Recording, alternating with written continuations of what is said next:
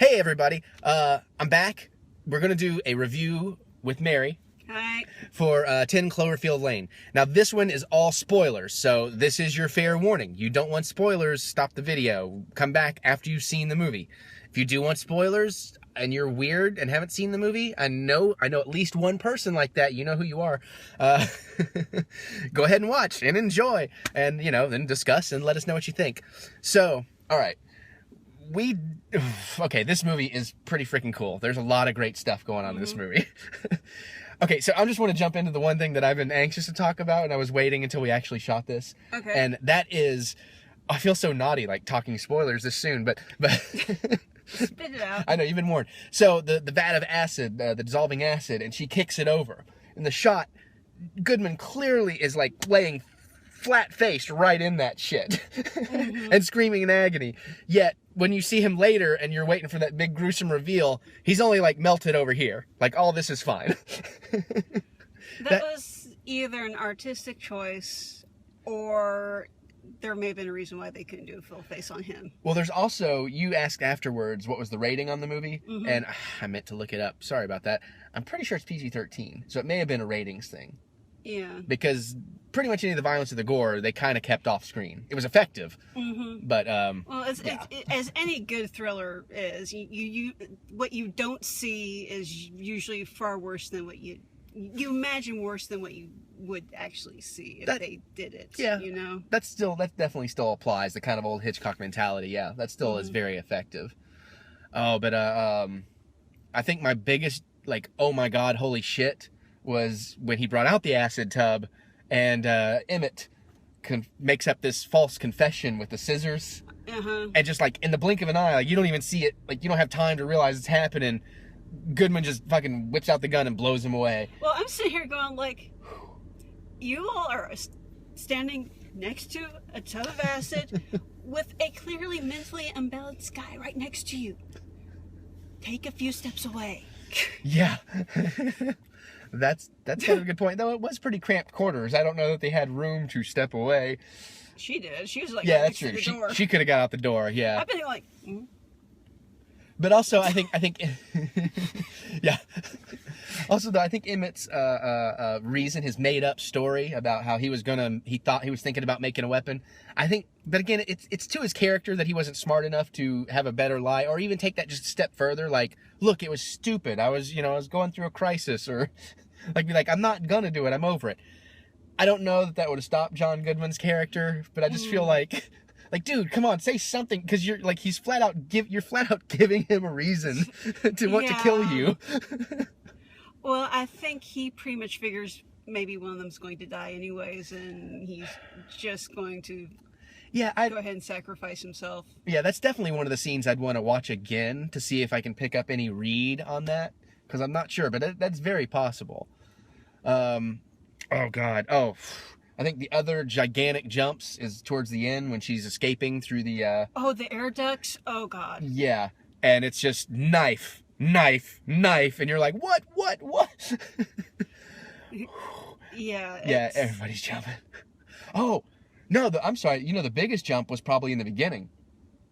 So it opens beautifully. Oh yes, okay. It's just it's like a 5-minute just all Bear McCreary music, and you even see her talking, but you don't hear the words, no sound effects, and you kind of reveal she's leaving her boyfriend. Which, check this out, we read the credits. I'm sorry, fiance. We read the credits. The voice of her fiance on the phone, Bradley Cooper.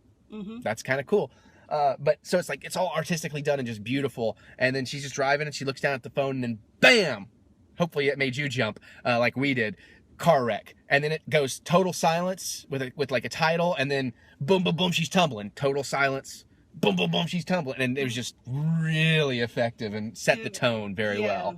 And then boom, she wakes up, and you don't know how long it's been or anything initially. So yeah, and the overall tone of this movie is sort of if Twilight Zone and a closed room thriller had a baby. Yeah, I would give it that too, but I'd also say there's some good slasher elements in there, and because that knifing scene in the air ducts to me very reminiscent of kind of awesome.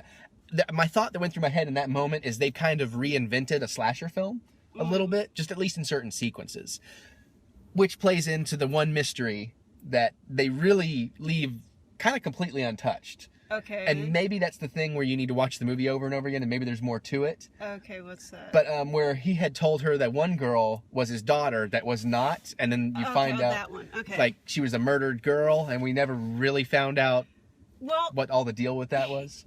I think this is more or less a case of,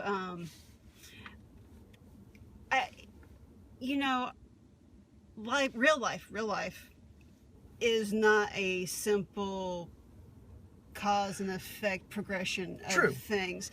And I think what it was John Goodman's character. Was it Herman? John Goodman's character. Yeah. You'll see the Starts movie. with an H. Yeah. Yeah.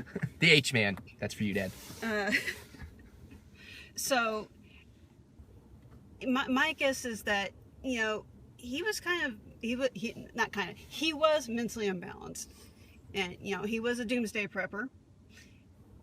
Yeah, but hardcore. The thing is, conspiracy theorists. He just happened to be right, but the thing is, his mental illness, I think, actually trended more towards his relationship with his daughter. What he really wanted was his daughter to be with him. However, he and his wife had gone through a divorce. Daughter ended up going with the wife. And I think he kept seeking something to fill that hole. A doomsday scenario would allow him to just be with his daughter and nobody else. Well, there's a lot to that. One thing I will say, though, is I got the impression his wife and daughter left him because of the prepping, because he said some people just don't respect safety or something like that, hold their own personal safety in a high regard. But I think the prepping was probably the straw that broke the camel's back. Yeah. Again, we don't really have any evidence one way or the other on that. Yeah, but I do think you're really onto something with the idea that that actually the murdered girl was his first attempt to have his daughter with him again. That he latched on to this young girl and, it got creepy and then she tried to escape or whatever. And you're right. Maybe he's pulled this doomsday thing many times before. This time it actually happened to happen. So basically anytime you come cool. up with any sort of real life plausible scenario that might allow you to yank somebody who's young enough, gullible enough, whatever, going, oh my God, did you hear just what happened? You need to come with me. Yeah, actually, that now see, the more we're talking about, the more I really actually want to go watch this again now and kind of dissect it. I will say, so because for example, during the opening sequence, you hear her, she's listening to the radio and they're talking about a massive power outage on the southeastern seaboard, like cities, across, the seaboard being out, without power. Right. So she stops at a gas station. That's where we first see Goodman's truck, because that's the truck that pulled up. I'm pretty sure. That's a good point. They kept it really in shadow. So, but thinking back, he does. It does. Yeah. Well, the grip on the steering wheel, and he does that gripping thing with his hands. Okay. Very, very good point. Yeah, I hadn't really put that together. That's a good point. Yeah. So yeah, he was stalking her then. Yeah. Yeah. And. Oh yeah. Yeah. Okay. Yeah. See, it's definitely, that's why we're saying this is a good movie. You can peel these layers, and it's like there's more. It's definitely one you got to think about, because there's a lot more going on than you think. Which brings me to what I do want to say. This really doesn't tie into Cloverfield at all. At all. I mean, it doesn't need the word Cloverfield in it to totally work.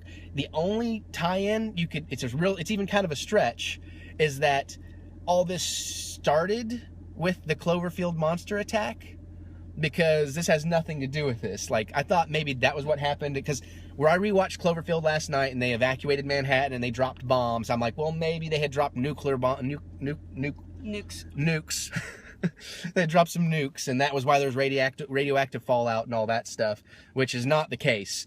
So, I mean, you could kind of say that maybe that was the big event that started all this shit off, because something like she was saying, one of the things that this movie did really well is had you going back and forth from, is this guy a nutcase and nothing's going on? Or, oh shit, something is going on. Or, is nothing going on? Oh shit, something is going on. Yeah, shit was going on. Yeah. And, yeah, aliens. Okay. Now, okay, time out. Because I haven't seen Cloverfield. Well, I'm not spoiling anything. There's no twists or turns in Cloverfield. The only thing is who's going to survive. That's the only... Okay, well, the thing is, I need a little bit of background. Okay. Okay. do we actually see the monster in Cloverfield? Yes, you see a lot of the monster in Cloverfield, but there's no backstory.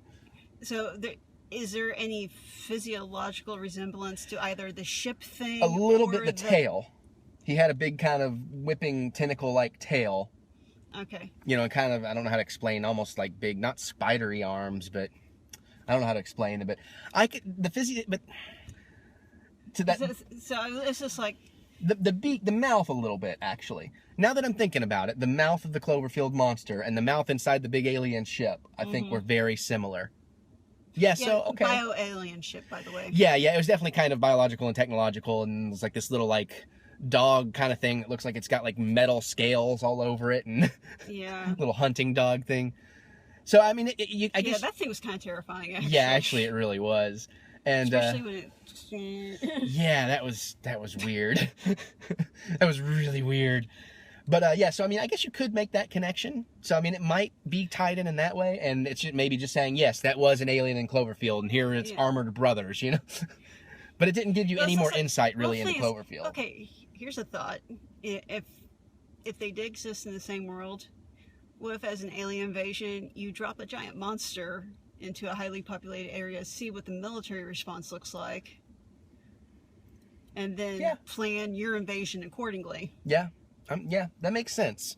So, I mean, you can really tie it together, but you don't have to see it. I mean, I can see why people are saying it's not really a sequel or anything. It just kind of happens in the universe. And maybe that's what they'll do a third something. Maybe Cloverfield's just a new Twilight Zone. I think they were a bunch of short stories that weren't in the same universe per se.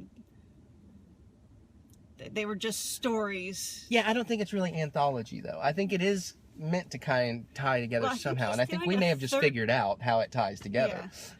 Yeah. Well, clearly with the way this movie ends, there is potential for a third one. It doesn't have to be this girl. But isn't there a third one in the works? I don't know. I haven't heard anything because I was avoiding all information about this. So I could be completely wrong about this, but it seemed to me I heard somewhere about this being a trilogy of sorts. I could see that, because again, like I said, at the end, basically we're left with, there are pockets of civilization out there. There's a safe zone, and there are people who are fighting.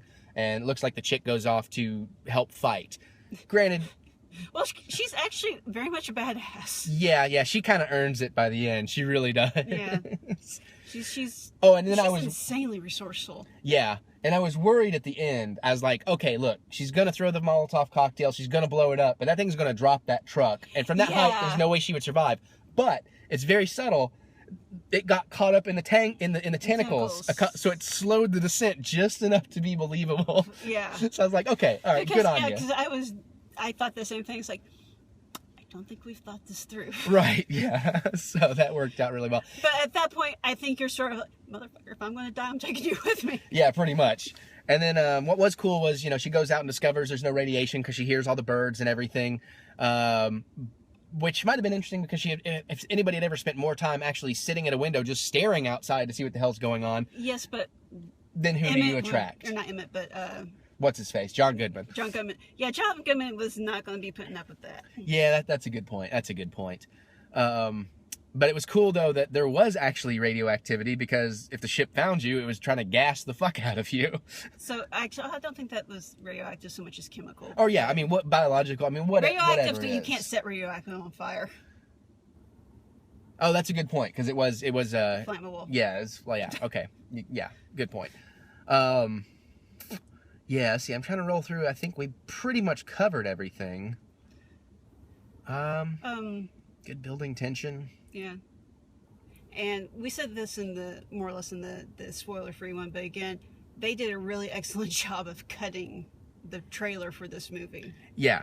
Because the order of events is a lot different than what you expect going in.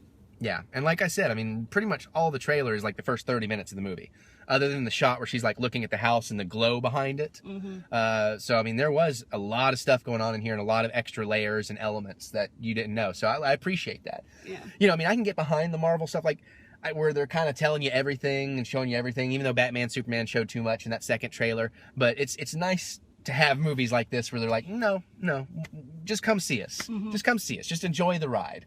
And that's very fun on occasion, so. But yeah, I mean, I think I think we pretty much covered all the really important stuff, yeah? I think so. Yeah, yeah. Yeah, so, yeah, what did you guys think? Did you guys get a chance to go see it? Do you agree with what we had to say? Do you disagree? Do you need to nitpick something we're saying? Say whatever you want down here in the comments, you know? Tell me how much you love me, how much you hate me. I don't care. Wait, no, that's true. I do care. Especially if you love me. Yes, please be nice. I have to deal with him. Oh, awesome. It's true. It's true. She puts up with me, and I appreciate it so much. But yeah, so you know, hit me up in the comments. Give me that thumbs up. Hopefully you've watched all this, and really important, I would love it if you hit that subscribe button. It would mean a lot to me. It keeps me going, and I'll make more of these things for you. So yeah, until the next one, guys, I will just say later.